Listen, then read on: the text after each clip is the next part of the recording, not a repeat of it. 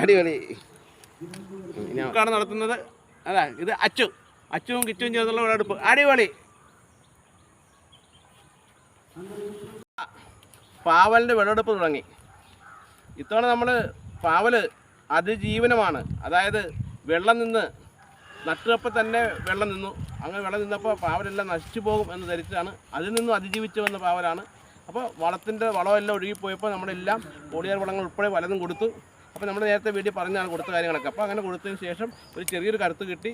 ആ കരുത്തിൻ്റെ ഭാഗമായിട്ടാണ് ഇപ്പോൾ നമ്മുടെ പാവക്ക ഇത് വന്നിട്ടുള്ളത്. കണ്ട ഇപ്പോൾ അതൊരു പുതിയൊരു വെറൈറ്റിയാണ്. നമ്മൾ പ്രിയങ്ക അല്ലെങ്കിൽ പ്രീതി എന്ന് പറയുന്ന ഇതിനാണ്.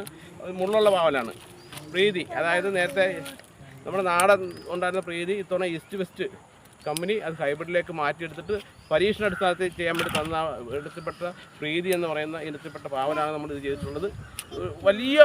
വലിയൊരു വിളവെന്ന് പറയാനൊക്കെ, കാരണം മഴ പെയ്തു അങ്ങനെയൊക്കെ പ്രശ്നങ്ങളൊക്കെ ഉണ്ടായി.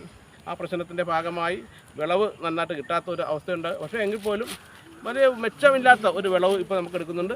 അപ്പോൾ നമ്മൾ ഇന്ന് തുടങ്ങിയാണ്. ഇന്ന് 10-15 കിലോളം പാവക്ക നമുക്ക് വിളവെടുക്കാൻ കഴിയുന്നുണ്ട്. അപ്പം നമ്മൾ നല്ല വിലയൊക്കെ വിൽക്കണം. ഇപ്പോൾ 70 രൂപയ്ക്കാണ് നമ്മൾ മാർക്കറ്റ് കൊടുക്കുന്നത്. അപ്പോൾ 70 രൂപയ്ക്ക് നമ്മൾ മാർക്കറ്റ് കൊടുക്കുമ്പോൾ അവർ എത്ര രൂപയ്ക്ക് വിൽക്കും എന്നുള്ളത് കുറിച്ച് നമ്മൾ പഠിക്കണം. പക്ഷേ ഇപ്പോൾ 70 രൂപ വിലയുണ്ട്.